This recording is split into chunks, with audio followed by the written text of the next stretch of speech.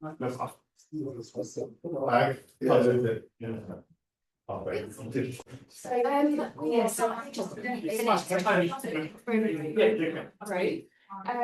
to do, you want to have in front of you on the screen. It's just a registration form about the event, and then from that you can take the lads and contact you and give you relevant support. So just ask you to tell us.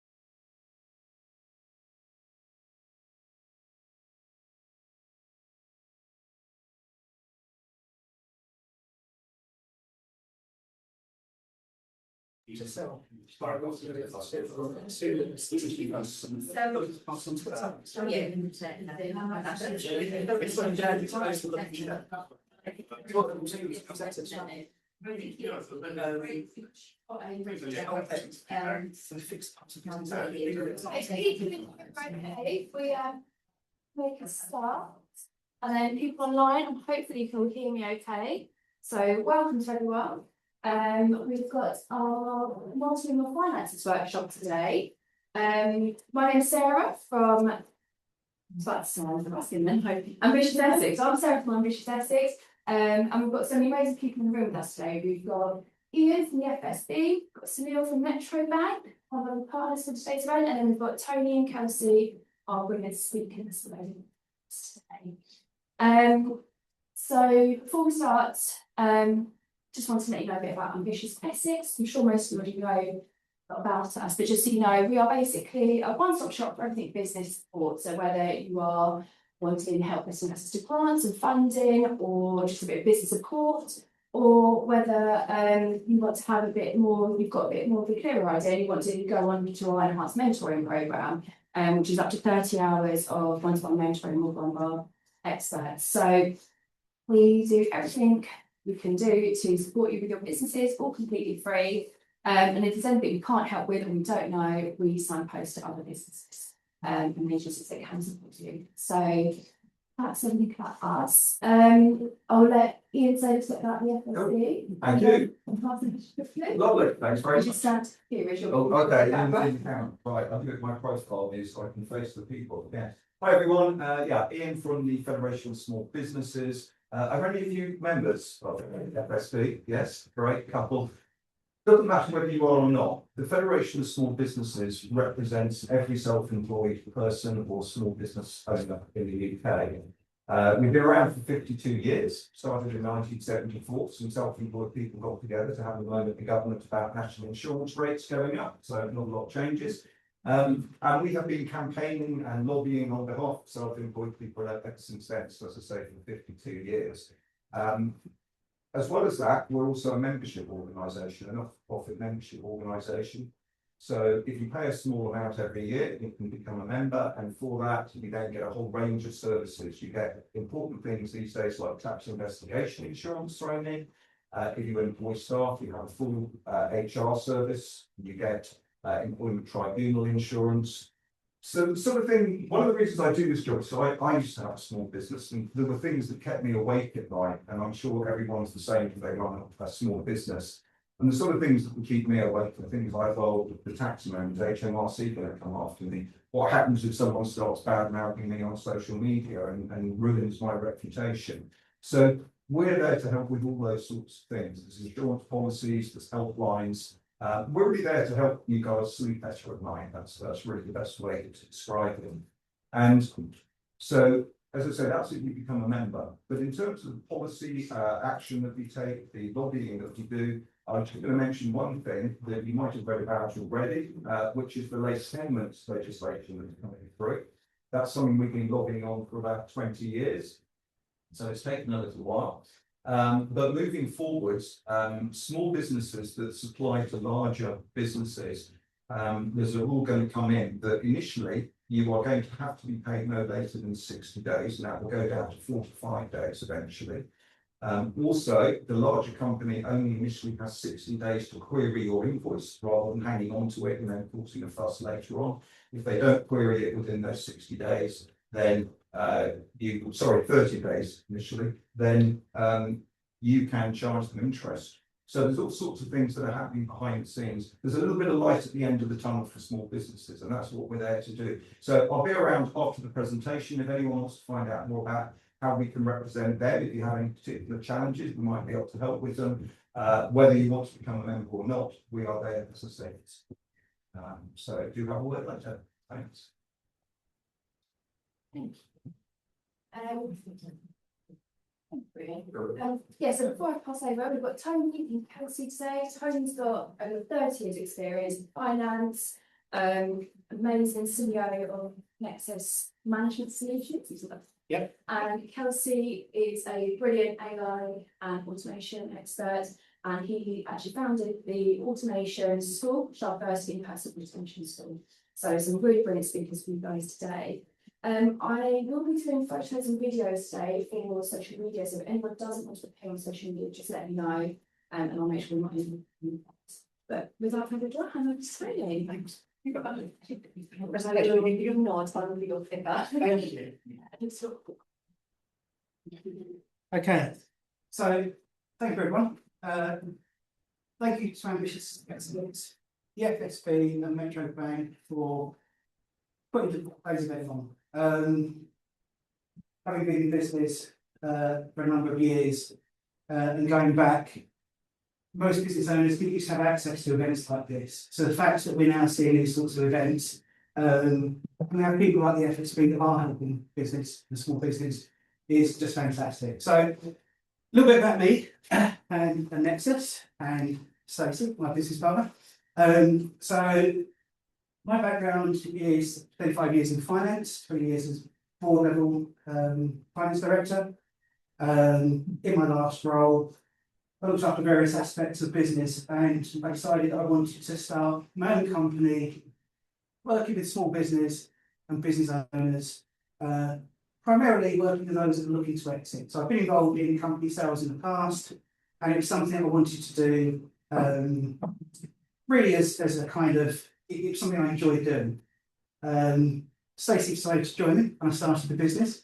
But what we did is we developed a tool that helped us go into most medium-sized companies and assess the business. So finance, and today's workshop is all about finance. Finance actually bleeds and touches every part of the business. So our tool that we use touches every part of the business, and we look at every aspect of the business. So we look at everything from finance, tax, to HR, operations, and IT. And we ask 1,000 questions, takes an awful long time. We're able to write a report going down to a granular level within the business. What we then found actually is the same tool was quite valuable when working with companies that are looking to at succession planning, for example. So those that we've got a couple of clients at the moment that aren't looking to exit, but they're on a very similar journey to those that are looking to exit. So that's kind of what we did. We set up a company beginning of last year, yeah, Stacey joined me. Just recently, we've brought someone else on board. What we found is we've got quite busy with clients. So, okay. Who's in the room and who's online? So, in the room, are there any business owners in the room? Excellent. Online, feel free to put in the chat and I could be a voice in the room. Anyone who's been going for more than 2 years? Anyone for 5 years? Congratulations. What you actually find with business is the UK is fantastic. We're a country full of amazing entrepreneurs. The problem with business is it takes a lot of planning. A lot of entrepreneurs go into business with these fantastic ideas. Unfortunately, and this is the only bit of bad news I'm probably going to give you today, is after 2 years, at least 50% of those businesses will fail. After 5 years, it's closer to 60–70%. And it's not through ambition or desire or the fact that the entrepreneur didn't have a fantastic idea. It's often down to finance and planning, unfortunately. When I talk about finance and planning, I'm talking about the various aspects of finance. So I'm not going to start talking about spreadsheets or accountants, but things like cash flow, things like understanding your customer base, things like forecasts. When we're touching forecasting, we'll get a little further on. Having a great business idea doesn't necessarily lead to a fantastic business. And if ever you watch Dragon's Den, which is a program I really don't like, you quite often see them talk about something that's a fantastic idea, but it's not a business. And unfortunately, those are the ones that often don't make it. Okay. On that screen. Oh, no, No, that one. that one. No, that's all. Yeah.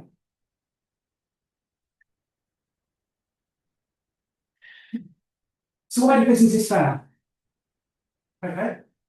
The entrepreneurs had a great idea. They thought about cash, they thought about pricing, they thought about forecasting and processes, and they thought about their decisions. More often than not, when you go into business, just as we did, you'll sit there and think, I'll get my first client in the first 2 or 3 months. In reality, probably 6 months. With us, we took 6 months to find our first client. The next client was 2 or 3 months out from that.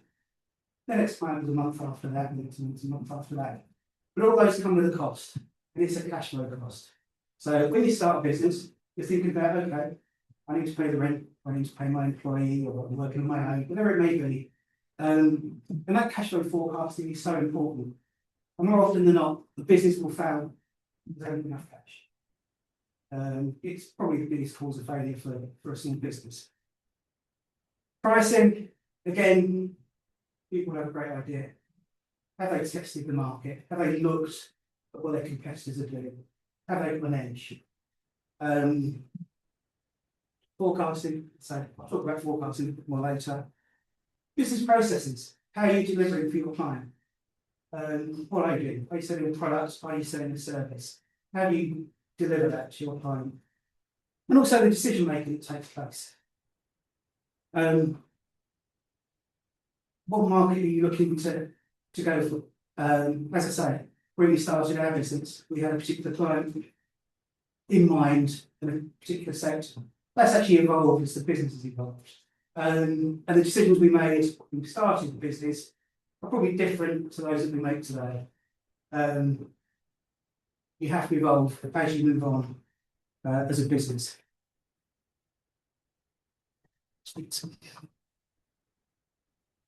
Okay. I don't really like this phrase, but we've all seen it. Yeah. Turnover is vanity, profit is sanity, and cash is reality. Turnover, obviously one of the most important parts of the business. You haven't got any income, no turnover, you haven't got a business. Quite often we'll see customers chase turnover. We'll come to a case study in a little while. Generating turnover is fantastic, but actually, if it's a profitable business, you're wasting your time. Hence the phrase. Profit's the important bit. You know, you're selling a product or a service, whether you're taking a salary, whether you're buying a good, or you're buying goods, how much profit are you actually making on that? And that is the most important bit. Cash, when people often confuse cash and profit, cash is really important because you can trade through any difficult period as a business and you've got cash, or you can generate cash. If you can't, you've got a problem. Loss-making companies, once they can generate cash, can actually continue to travel.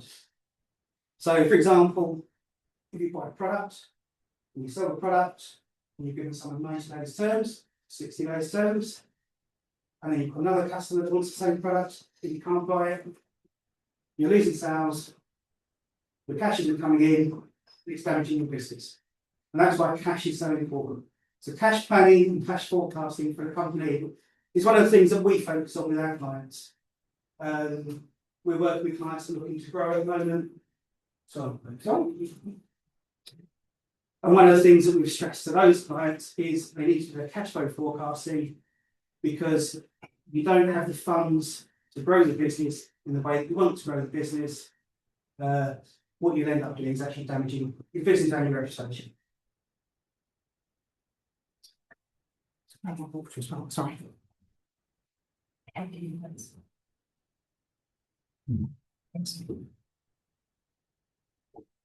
That's a quick question.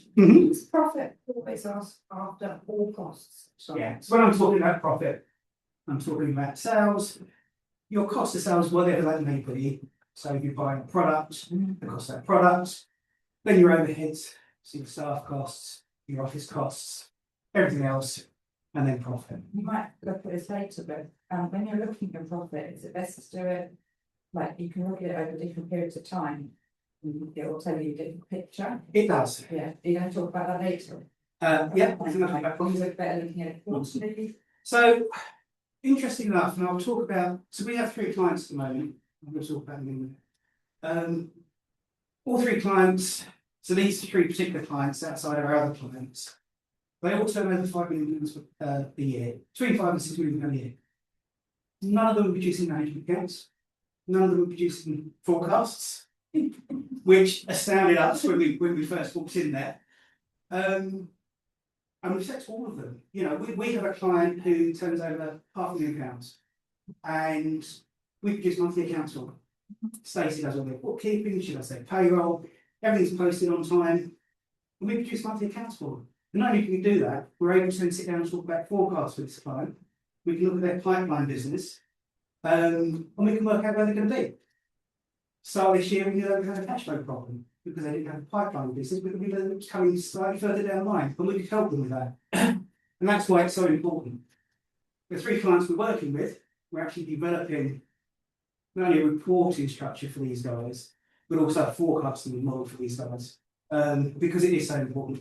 They're all on different journeys. I will talk about them in a minute anyway. Okay. So you're driving to Manchester in a car. You've got no speedo, no fuel gauge, no sat nav, and no warning lights. And yet, like our 3 clients, they were all running their business like this. They weren't looking at what was going on. They didn't see how much fuel they had in the tank. They didn't know how far they had to go. They didn't know what their journey looked like. And it's one of the most dangerous things as a business, if you're running a business, to operate that way.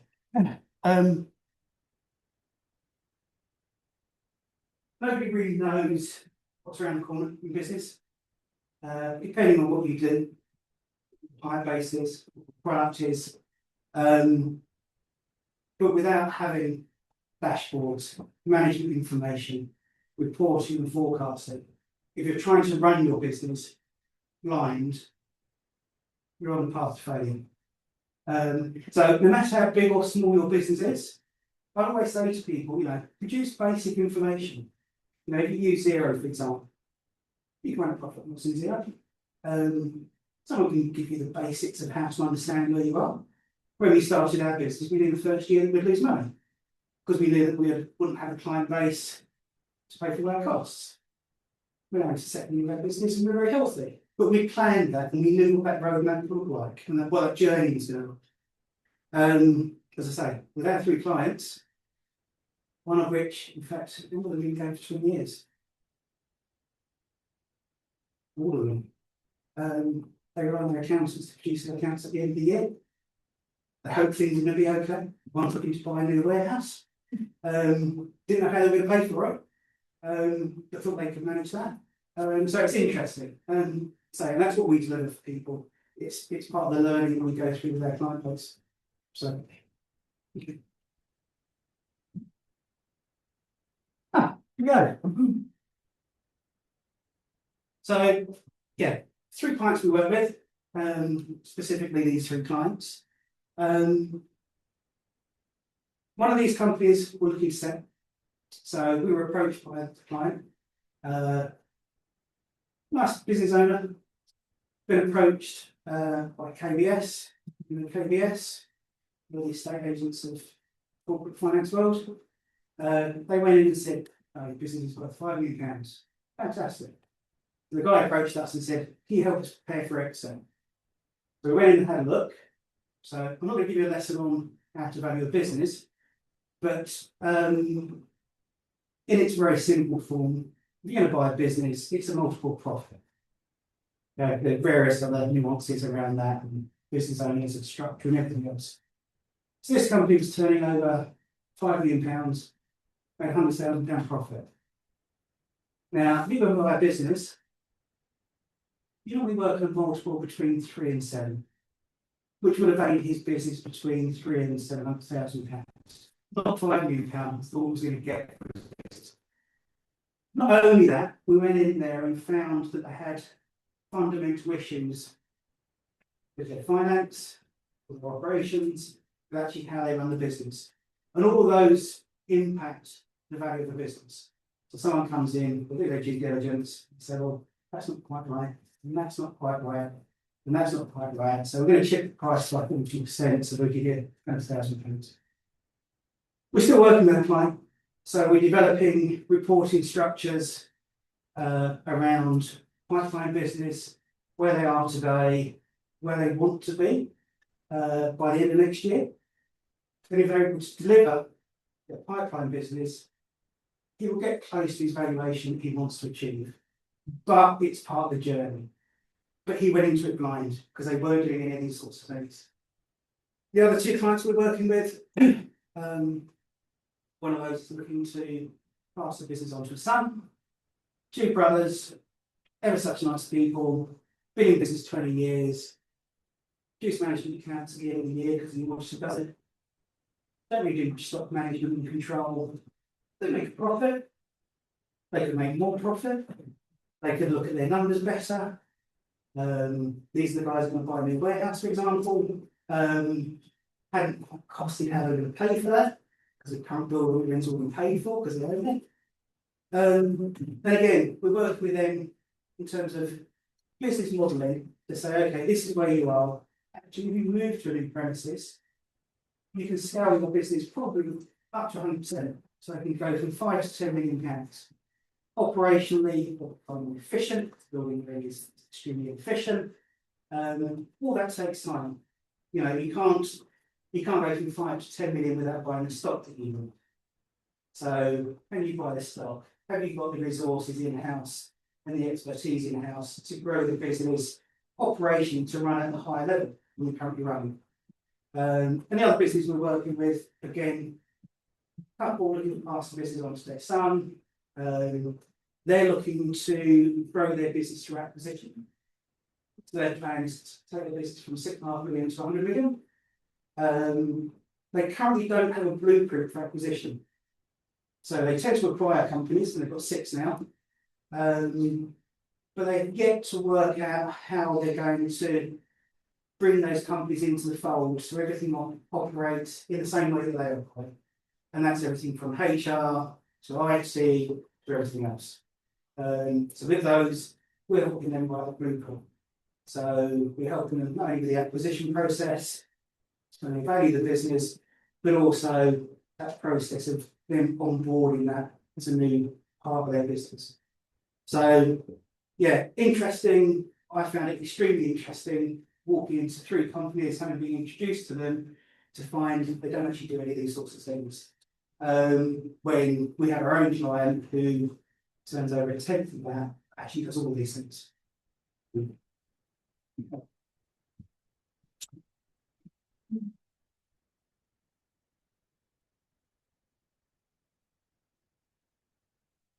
So, our client investor, really nice guys, had a fantastic year last year.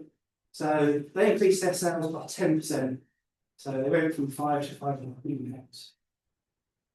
They grew their profit, or their gross profit, by £12,000. So, as a business, after they took away all their operation costs, they lost money. And the reason why they did that is because they weren't focusing on their margins, they weren't focusing on their clients, they weren't focusing on their client mix of products. They thought actually by increasing turnover, you're going to increase profits. For them, we've now started to write or written some dashboards for them so they can look at their customer performance. So they can look at what their customers are buying, they can look at their stock holdings. One of the issues they had last year, or they've had this year, is they've run out of core stock lines. So we've got a lady joining us who's going to be helping them in terms of their purchasing process. So as they grow their business, they don't run out of their core products. And it's their core products and actually their best performing products, which is again why they've experienced a fall in margin. They've been running around like busy fools, unfortunately, turn over more and lost more money. Which is a shame because they're nice people. Working harder doesn't necessarily mean earning more. And that's something that everyone needs to be aware of, whatever you're doing. You know, don't undervalue what you do and always try to measure what you're doing.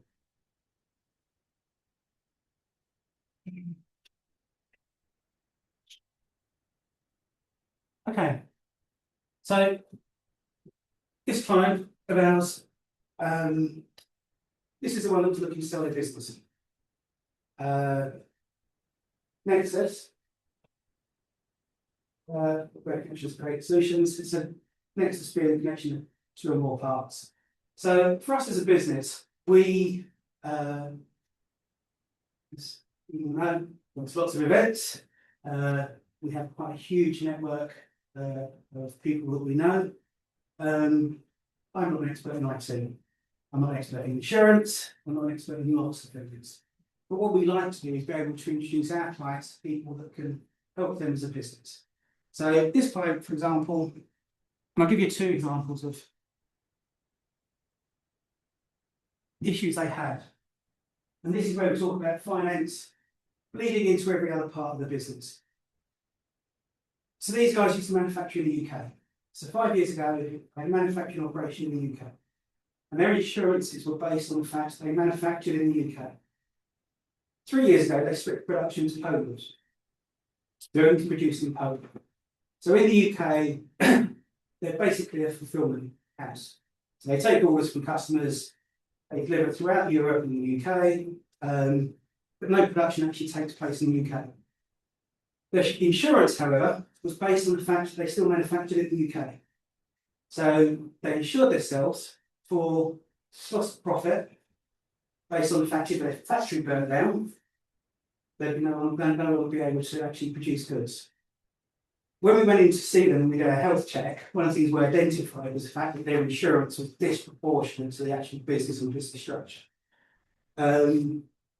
We brought in an insurance guy I know, someone I've known for a long period of time. He evaluated the business. And what we've actually been able to do is give them an increased cost of workings insurance. If their building burns down, they can relocate somewhere else. It will pay for that relocation and they can carry on trading. Also, their insurance broker was taking advantage. Unfortunately, the saving we actually made them was about £50,000. So we've got their insurance down from 120 to 70,000. But this is business owners, yeah. But this is business owners that didn't understand finance well enough in their own organisation and didn't pay enough attention to the detail within their company and didn't ask the right questions. And when we talk about forecasting and everything else, it's about asking the right questions. And when we looked at this, we realised it was wrong. And this saving is actually it's come through in the last month. So this is very sort of covered. Not only did we help them with their insurance savings, when we did our health check, and we're going to talk about AI in a short while. When we did a health check, we identified that they were running Windows 10 machines. Could we look at that sort of detail? In the cyber world, you often hear people talking about bad actors, not Nicholas Cage and Ghost Rider, people trying to take advantage of vulnerabilities within your systems, especially your IT systems, and to exploit that. AI is being used quite a lot by some of these bad actors, and they seem to be getting ahead of the game in terms of taking advantage of these vulnerabilities. When we talk about planning, we also talk about investment. And for these guys, they needed to make an investment of about £10,000 to £12,000 to replace machines that are now vulnerable because Windows 10 is no longer supported by Microsoft. They didn't because they just didn't have the iron ball. They're lucky that we've now replaced those machines. At some point, Windows 10 will be exploited. If they hadn't, they would have no business. It's as simple as that. So when we talk about all these things in terms of finance, it does bleed into every other part of the business. And those forecasting things are also about investment in your company. Whether you're 1 or 2 people, or 10 or 50, you need to involve finance in every part and all those discussions that we have.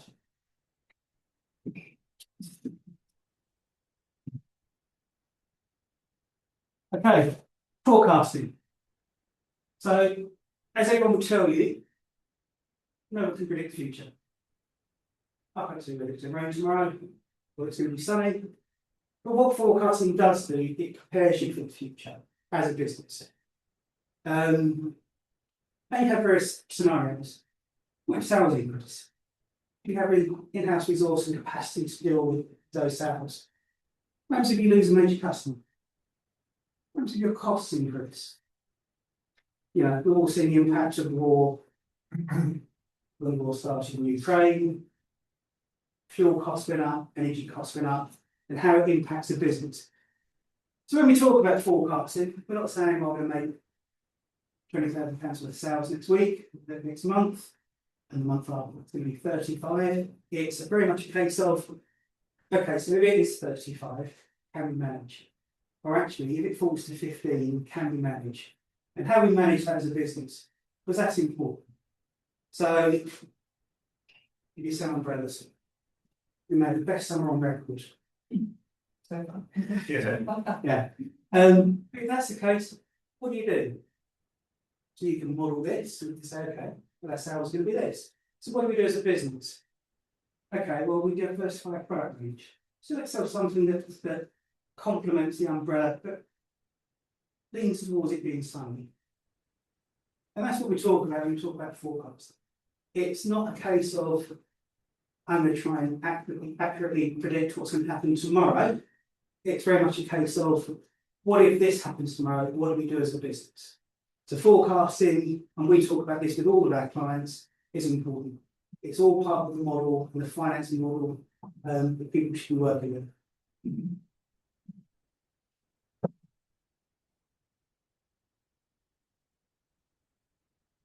Okay, I think I touched on this a little bit earlier in terms of cash. So profit is not cash. And people should be, and business owners are often confused, etc. You know, people say, oh, £20,000 back, we're fine.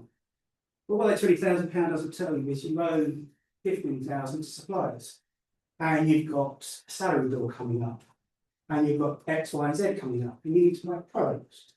So profitable businesses can fail. You can have fantastic sales, but actually your customers aren't paying you for 60, 90 days, you can't bring any more cash into the business, you can fail. What cash does buy you is time and options. I think I touched on this before, but a business that's underperforming or actually is not profitable, if they can generate cash and carry on trading, and in some instances will trade out of a difficult position. So if you've got stock to sell, you can liquidise that as an asset, it buys you time.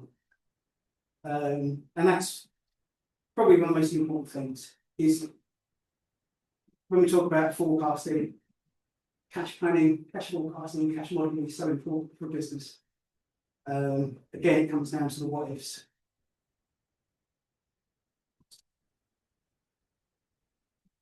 Okay, so I'm a finance person. Try not to talk too much about numbers. Numbers tell you the story. I'll give you a picture. Actually, it's the underlying data that you need to look at. And understanding that data tells you why certain things are happening. So you can look at a set of accounts, I can look at a set of accounts, might not know a business, and all I've got is the data. Those people running the business need to understand what the data is telling them, what the story is behind that data. Everyone loves a spreadsheet, especially an accountant. And again, using those tools, whether it's a dashboard, whether it's a set of accounts, and making decisions based on that is the most important thing a business can do. So we'll have a spreadsheet, but it's not the full picture. Oh. Key takeaways. Know your numbers, not just today's numbers, know your forecasts, know where you're going, know what you're doing as a business. Understand your cash flow. It's not just what's in your bank today, what's coming in tomorrow, what's going out tomorrow, where you're going to be in 3 to 6 months' time. And make decisions using facts. So understand your data, analyse it, and then make your forward decisions based on them. Business rarely fail overnight. Businesses fail over a period of time, and they fail because people don't look at these things and make the right decisions. Okay. Any questions?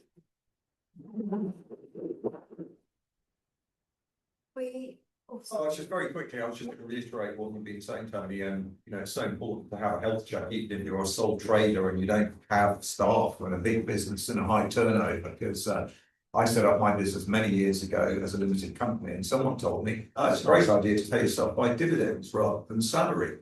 So I started paying myself by dividends. No one told me that I had to be making a profit before I could do that. So I ran up a great big director's loan account, and at the end of the year, the accountant finally had a word with me and said, "Oh, I noticed you've been doing this." Well, you've got to have that information. You don't know so many things, so it's so important to talk to people, find out where your business is, and what you can do to make it more efficient. Yeah, and guys like you guys, people like us.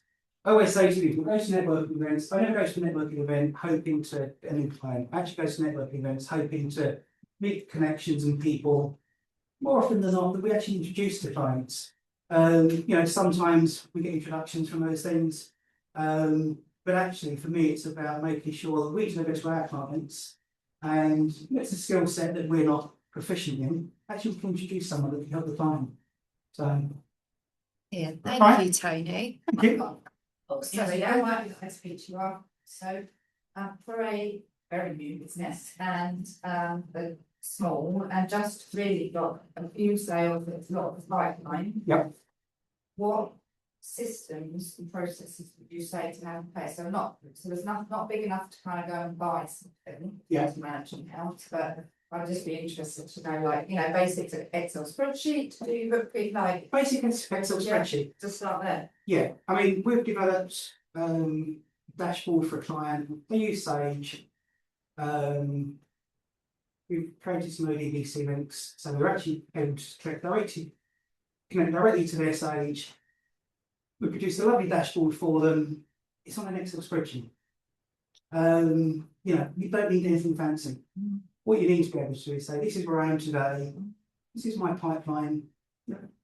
This is a percentage of my pipeline in terms of if it's going to maybe lead to a sale or business. And again, what happens is, if it does come through, that's great. This is where I'm going to be. If it doesn't come through, this is where I'm going to be. Especially if you've just started a business. So when we started our business, I thought, fine, in a couple of months. It took time. It does take time.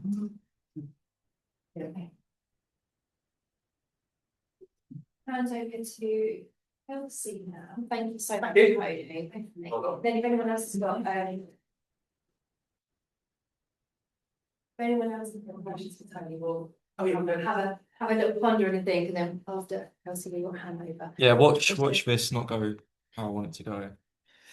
So it's just plug in here. Let's do this one. Yeah, that one. It's always awkward, isn't it? This bit. I'm quite awkward anyways. I really am. Perfect. Leadership. Sorry, it's very simple. Normally Wi-Fi gets stuck on, the most it's just extend display. Yeah. Just like so. Share. Oh, how do you share? I've also got speaker notes, but Tony was smart, he printed them out. So mine's on the screen. And what I'm going to do, I'm going to present That screen sharing. I think so. I think we're going to share this one actually. Do you know what? I'm not too sure.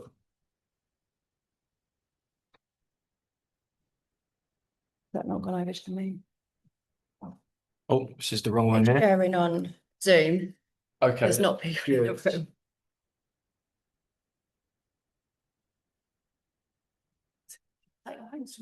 That is my home screen, yes. Yeah, it's just look. I'm going to go to my settings. Array. So we've got main display, use as extended display. Okay. Oh no, that's the second screen. Oh, that's fine because I can move out here. That's Perfect. my tier. So I've got speaker notes on here. That's what people at home can say. Okay, and then what I do on here? Where's my thing? There we are. So I can't actually see much, but it's okay. I can work around that. What do you think? Yeah, I think so. Now it's come back to here. Just change which one. Oh, where's your mouse? There you go. Yeah. There you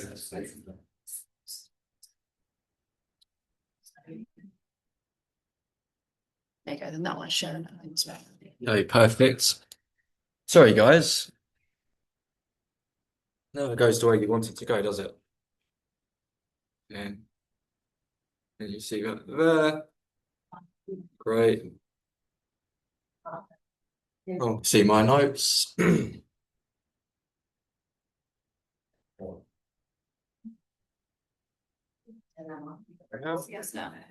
Perfect. Hello.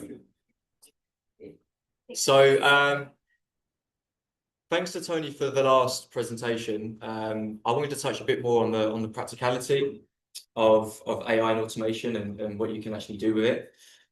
So this is going to be more geared towards chasing invoices and using smaller tools like Xero and NA10 and Claude. I'd love to sit here and build some cool stuff, but I really haven't got the time, and I think it'll bore some people. So I just want to really touch base on some really low level stuff. I might just fully do this, or it might mess it up. Do you know what? I'm going to leave it. I'm going to leave it. Where's my mouse? I'm not feeling brave, to be honest with you. Okay, this is me. I don't really want to give you my full CV. No one wants to hear that. So I'm Kelsey. I've clocked over my 10,000 hours in software engineering, AI and automation. I've worked with Avalera. I was the lead automation engineer on their finance department. I was the lead architect at Hive, and I recently trained senior leadership on, it was AI agents, but it was actually Anthropic into the Google ecosystem, because their ego won't allow it. So that's basically me. Not a great picture. I actually let AI build this. I didn't actually build this page, so, and I'm really lazy, right? Okay, so I want to talk about the problem here, and I'd say Tony has a lot more experience in finance than I do. I've done a very small stint with software, but from what I've found, £22,000 is the average sum that is owed to small businesses, which is quite shocking, really. I'd be quite mad if I was owed 22 grand. 86 hours per year is roughly spent chasing money, and 38 businesses close every day from not being paid. That's actually what it says, but you can't see it. I actually didn't believe that figure at first. I had to cross-correlate and verify it. That isn't from not being profitable, that's from being owed money, which is kind of nuts, to be honest with you. So that is a problem, and there's obviously a lot more, but this is what I'm going to cover with the time span we have today. Now, there are new rules coming. The Small Business Protections Bill, I just had to double check that's what it was called before I quoted that. Coming from 2027. So I guess that's good, right? I mean, I guess it's good rules. But I wanted to try and build around this now. So we've got some automations geared over these new rules. Who knows the difference between AI and automation in the room? 1, 2. I'll take 2. It's not too hard. So automation's been around for years.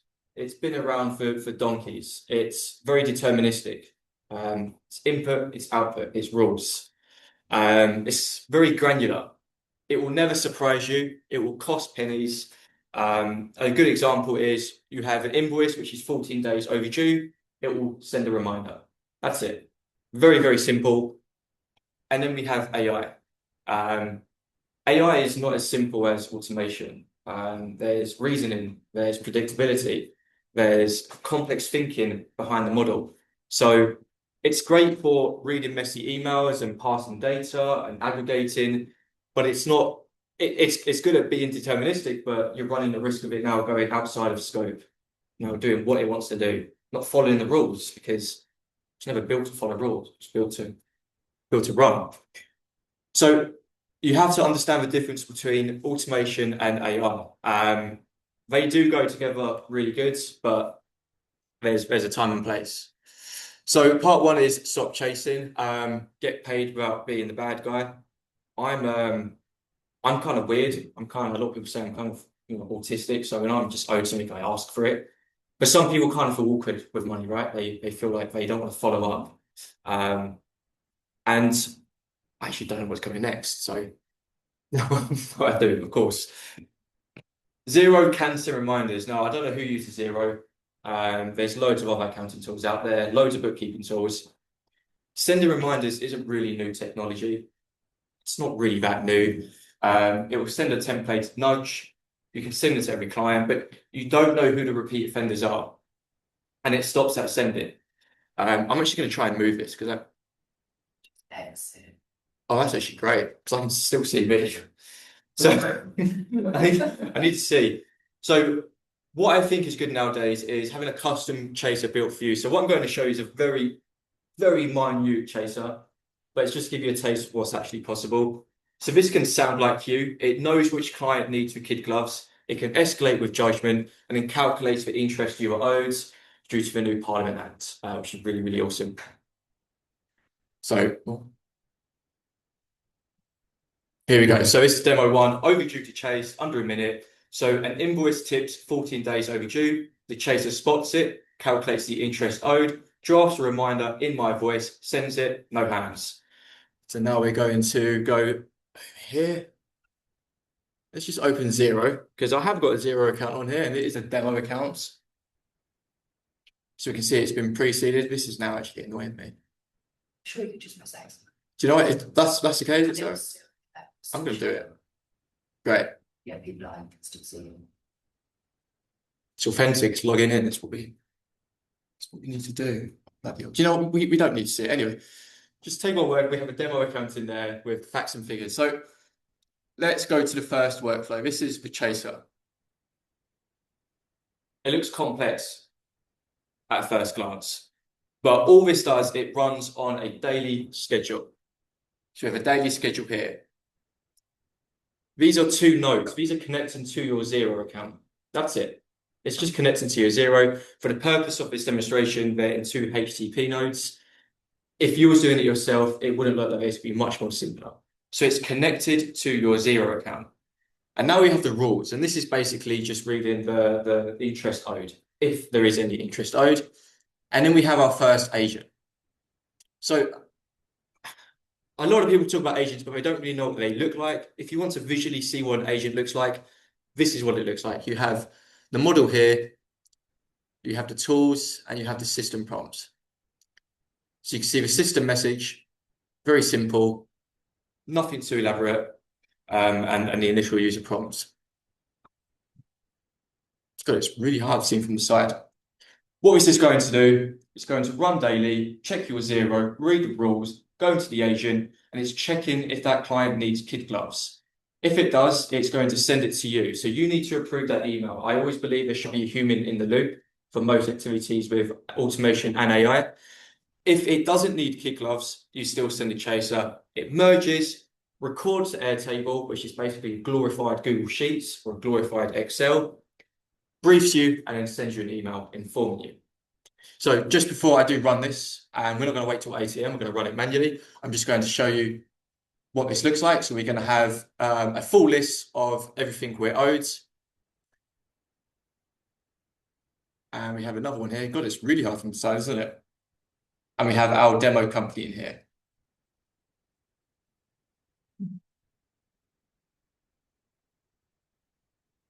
It's not loading, but that's okay. So what I'm going to do is just run this now. This is where it just doesn't work.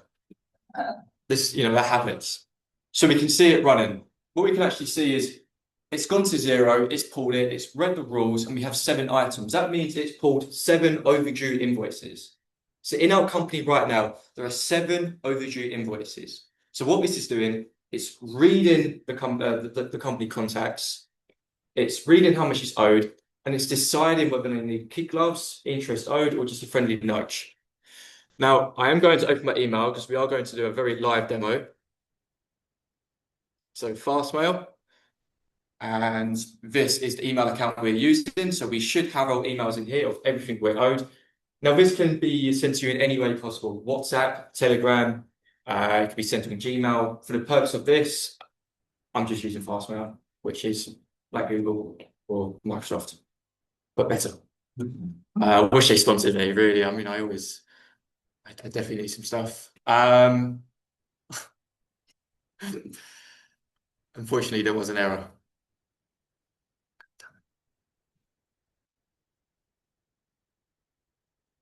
This is actually good, guys. This is normal here. Just going to run that again. Does take some time. It is. This is where I normally ask for questions. Actually, it's a good time to answer anything anyone has. Does everyone understand what's going on so far on this canvas? What it's actually achieving?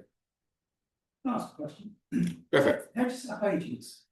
Everyone talks about agents. I've never. I mean, it's such a buzzword, isn't it? Well, you have to find out why you need an agent first. What's your agent supposed to be doing? Monitoring pipeline clients, making sure we keep in touch with them. And you want to build it yourself, and that's going to come into demo too. So I'm putting myself out of work by showing you that, but you don't need to now. I know I am, but you don't need to now build it as you used to. So I'll then be showing you a Claude demo where you don't have to build your own agent. Okay, that's not worked, which is not great. So what I'm going to do is just go through the executions because it was working seamlessly when I tested it half hour ago. I think there's just too much running here. So no, go for it.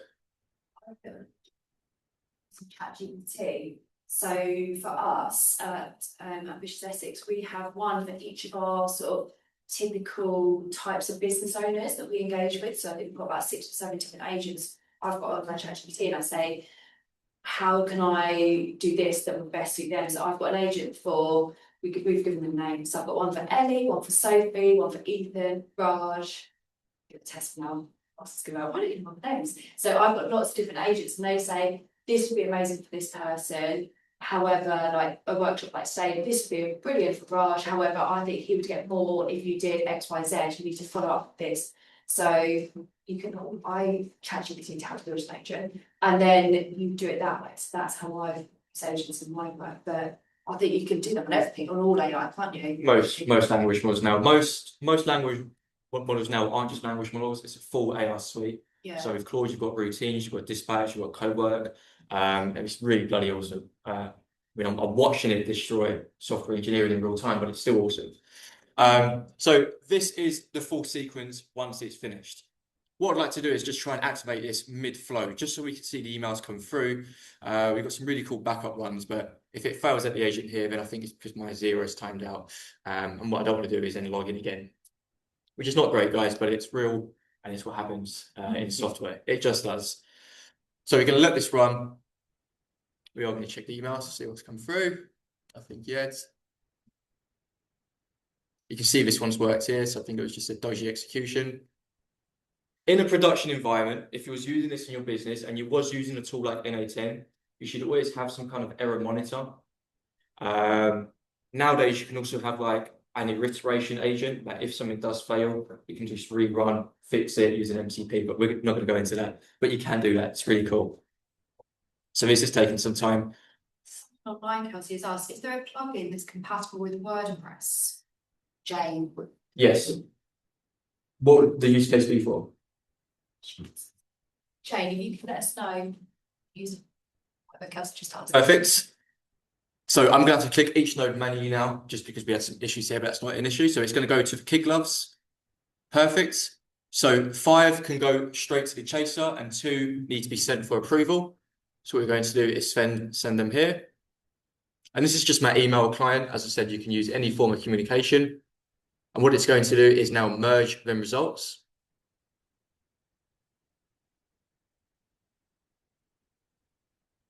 So I just realized I can see here on the screen.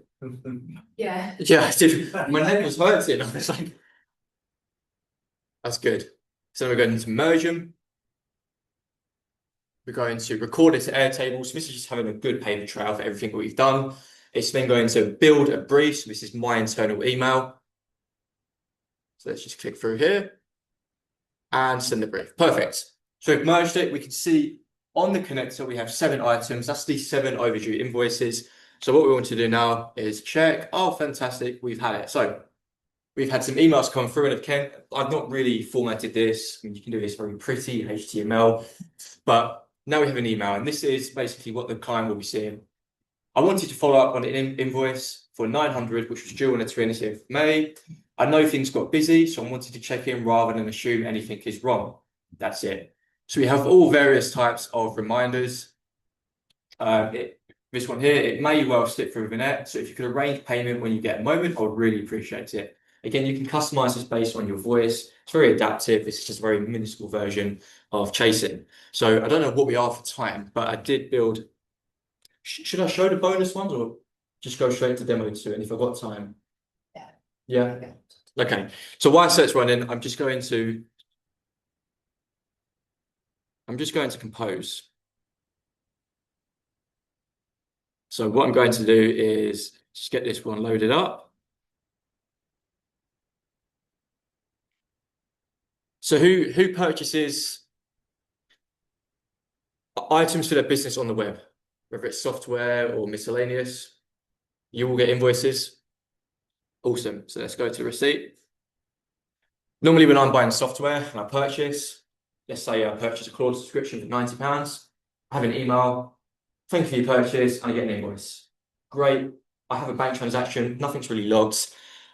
What I think is really good nowadays is, let me just send this here.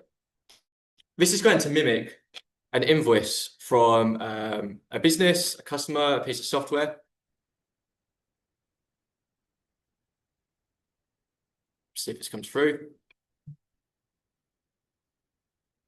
I'm looking directly at the camera, so sorry guys.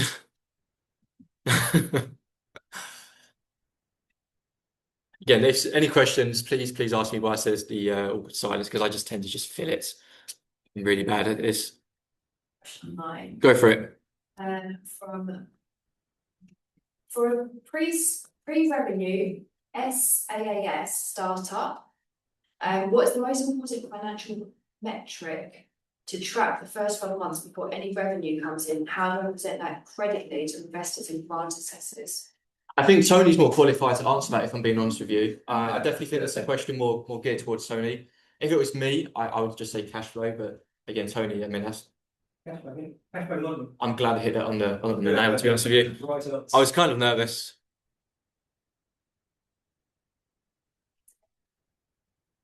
Not how specific needs to fill out invoice, such as a coffee shop, cafe, or restaurant. What was the question again, sorry? How can they, is there a way that they can use AI automation when they don't have to follow up on invoices? So they have a coffee shop thing.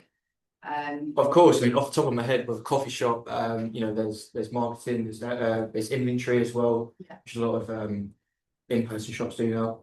There are tools for inventory, but you can actually connect an automation to your tailor, like the POS system, and there's so much data you can pull from that. There's one called Clover, and you can actually pull it, and it's really clever. So this has actually worked too good. So I've sent the invoice. So this is what comes through. You receive an invoice or an email back. Thank you for your purchase. You get something like this, and all that's happened. I mean, they've done it really quick. It's logged it, so it's filled to expenses. So I'm just going to show you very quickly what has happened. You have another workflow here.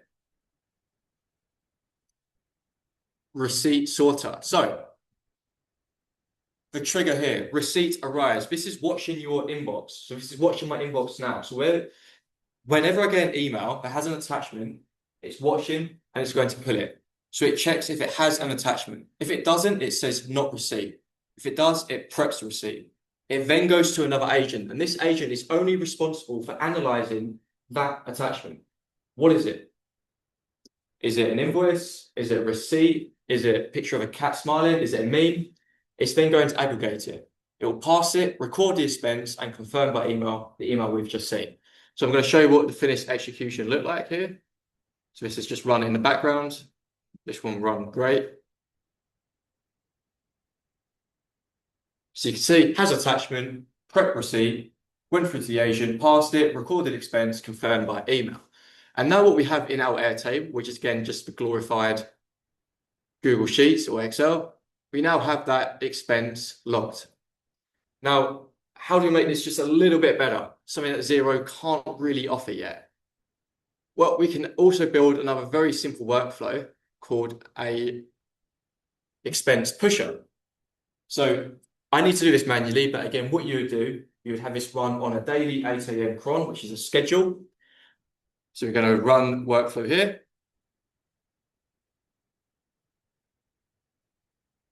It's going to run and it's going to work this time. Then first two nodes are 0. It's then going to check your Airtable for unpushed expenses, build spend, and then book it to 0 and tick it pushed. That's it. Very simple. So now every single invoice that you get coming through to your inbox, in the background, it's being logged to your CRM, your Airtable, Google Sheets, wherever you want to put it, Telegram, WhatsApp, and then it's putting it into your 0. And then I'm now going to show you how you talk to your 0 in an agent form. And I think we're good on time. I've got like 5-10 minutes. I'm just going to power through. Okay, so that was demo 1. So any questions before I move on? I feel like I've kind of branched off on some things there. Good. Okay, great. Part 2 is stop guessing. So this is more coming back to what you said, Tony, about agents. Ask your numbers like a person. So basic questions that you should be asking: who keeps paying me late? Can I afford 30k higher?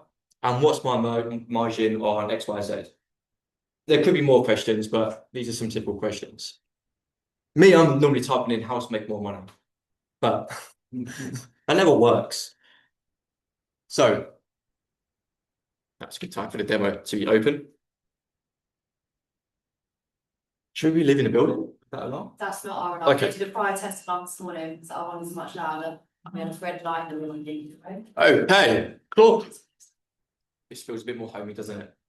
Who's used Claude in the room? Who's used ChatGPT? Who prefers Claude? It's good. It's good. Different use cases. So I didn't really want to go into Claude Code and co-work, although if you are running a business, this really is the most self-sufficient way to do it. When you're going, if you're a larger SME, you can actually locally host it. If you're an enterprise, I would say stick to NA10 and just use it as an orchestrator. For a small business, this is perfect.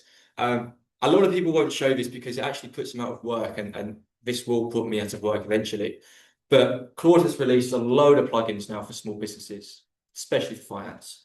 They've made it really seamless. So we don't need to go into co-work. We don't need to do anything fancy. All I've done is created a very simple project called Numbers Desk. And this could be anything. I've made a very simple system instruction. This is essentially just prompts for your agent. Think of this as your agent. This is your agent prompt. So it's just telling them what to do. You are the financial analyst for a UK small business. And it's connected to 2 tools. It's connected to, open this up, Xero and Airtable. The 2 tools we'll use in NA10. That's it. And we have some information here. That really is a demo. Oh, it's simple, isn't it? Well, what I'm going to do is I'm going to get some questions. And actually, do you know what? I'm going to ask you guys for questions. Is there any question you'd like to ask this? Okay, that's okay. Can I? That's even typing. Can I afford a 30k higher? You haven't used Whisper, definitely use Whisper. It's awesome. It's like a dictator. Just speaks your life up. Yeah. And also as well, if you're not really literate and you're unsure, and if you've done this right, and a lot of people, when I was building emails, they used to write an email and go to ChatGPT and go refine it. You don't need to. With Whisper, you can just go like option 1 and it will just polish it. That's probably perfect, so it doesn't need to be done. There we go. Great. And we're going to send this here. So now we're asking a very simple question: if we can afford a new hire. Again, it's always a silence between this bit, so if there's any questions anywhere, fire them. Someone online asked what was the name of that plugin again? Was it Essex AI? What's the name of the plugin just shown? The platform, sorry? Yeah. NA10. NA10.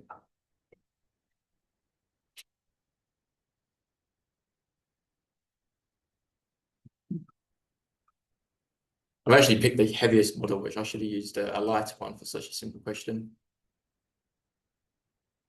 So as it's loaded, I'm going to load up some more questions. We can do more than one. It's like when you're at a funeral and someone just coughs silently, it's oops. So can I just ask, is this like a package, it's almost like selling a software package to a business, or is each one bespoke that you would build for a specific business to go through the process? If I was a small business and I just wanted to quickly have a grasp on my business and talk to Zero, talk to my sheets, I'll just set up a project like this. Very simple system instruction, and fire it. Can I ask? Go for it. So when it talks to Zero, Yeah. so it has the financial information based on historical information for the business. Yeah. One thing I talked about was business modelling of what ifs. Yeah. So if you ask it a question, can I afford a 30 pay higher? Mhm. Might look at your business today and historical information Mhm. and go, yes, you can. But what if your business is changing? How does it interpret that? Or is It wouldn't based- unless you tell that. It would need that, it would need the information.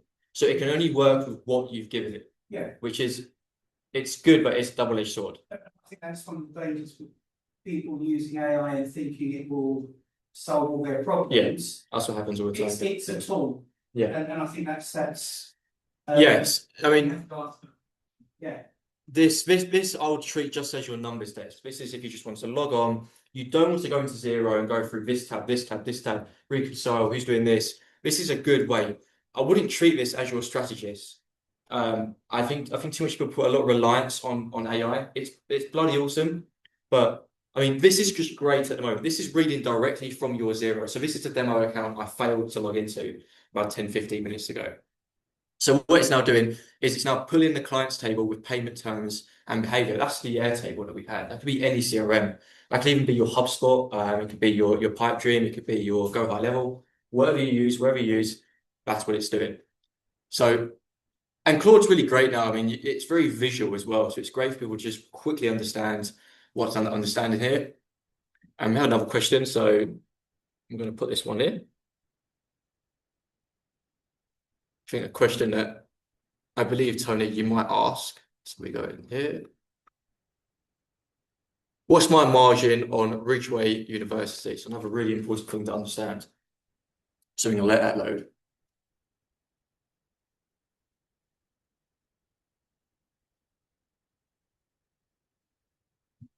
Was there a reply back on the WordPress use case?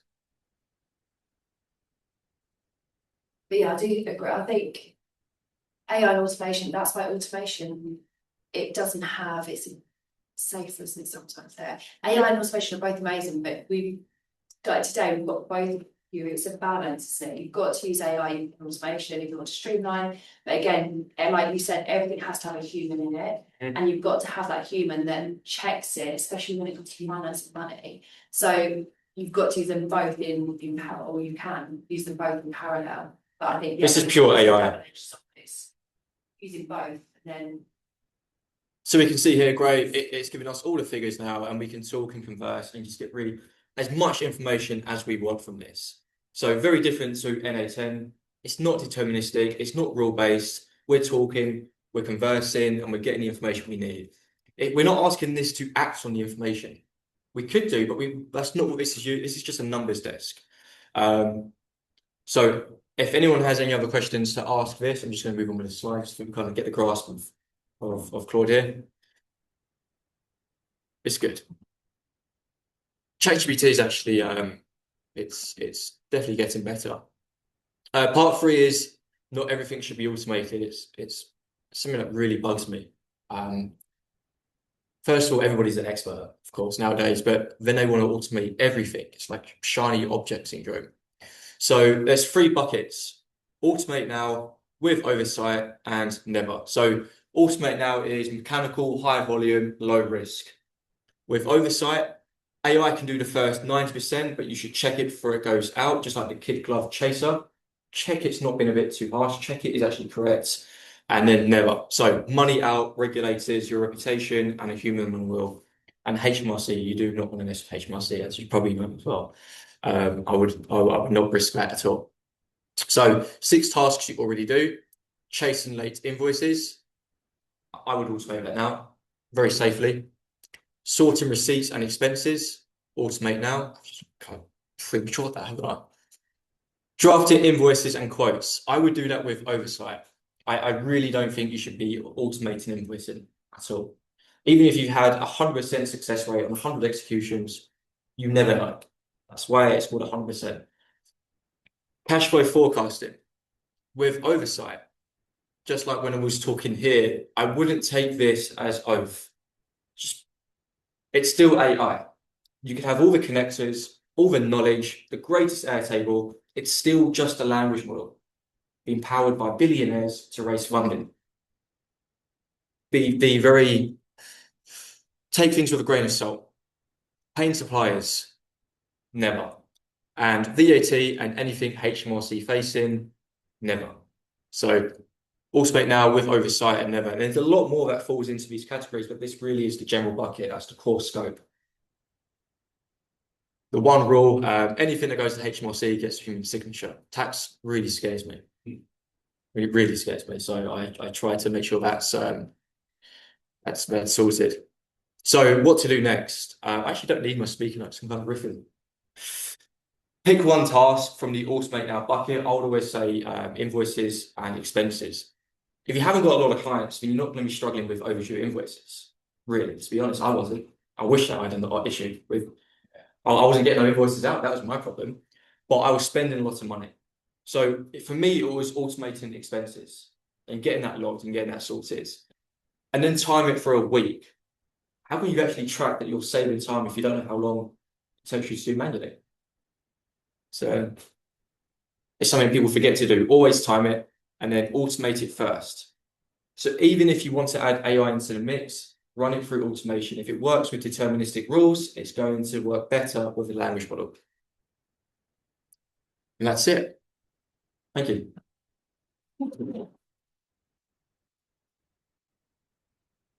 On them. But unplug it, it's just going to die. I'm just going to unplug it. Thanks. Okay, great. Then when I drop this, might have to move that camera in. I'll get this in quickly. Are you doing another automation school? Yeah, so there's so many ideas for that. There's we're planning like the AI boot camp as well, starting in Southend. And the next session of the automation school this month, actually, at the end of the month. Yes. That's our digital marketing culture school. Yes, yeah. Is it bookable? Yeah, it's pretty cool, yeah. I can send you some things. Hopefully that didn't confuse anyone on the NA10 I'm stuff. totally, yes, but it's totally fine. It really is. It's a bit brilliant. It really is my sin with me. That's why I need automation school. Thank you so much, Kelsey and Tony. Is anyone, I know we've done lots of questions as we go along. I know I'm going on with time. Has anyone got any other questions for everyone or any questions online before we say goodbye to people online? But thank you both so much for this morning and sharing all your wisdom, knowledge and everything. It's, yeah, I've got a lot of food for thought. It's a lot of things to do and sort of just, it's opening your eyes to all these different ways as well. And like you say, putting them both together, merging them both together. So you've got the human and the AI and automation. It's really, really powerful, I think. But yeah, before we finish, I think there's no more questions online. Just wanted to draw attention to the fact on the 13th and 14th of July, sorry, I'm behind the hill, I'll go like that big. We have our business startup course. So I know most people, or there's a couple of people online that said that they were new, and there's a couple of in the room. So if you are new and would like to join us, it's a 2-day course. All online, completely free. We go over the first day sort of fundamentals of business, and the second day we're sort of looking at marketing and finance again. So we'll have all these wonderful ideas. So yeah, if you are interested in that, I can email that out to you. And again, keep an eye on all our socials, our Instagram, Facebook and LinkedIn. Try and remember which socials we're on. We'll put all our events and stuff on there and all our news and updates. But I will say goodbye to the people online now, because I don't think you guys have got any more questions that I can see. Just check, no. But thank you so much for joining us online. And then people in the room, we can do some ask some more questions. Obviously, we've got Tony and Kelsey, we've got Ian from the FSB and Sunil from Metro Bank. So there's loads of brilliant finance minds in this room today. But thank you, online people.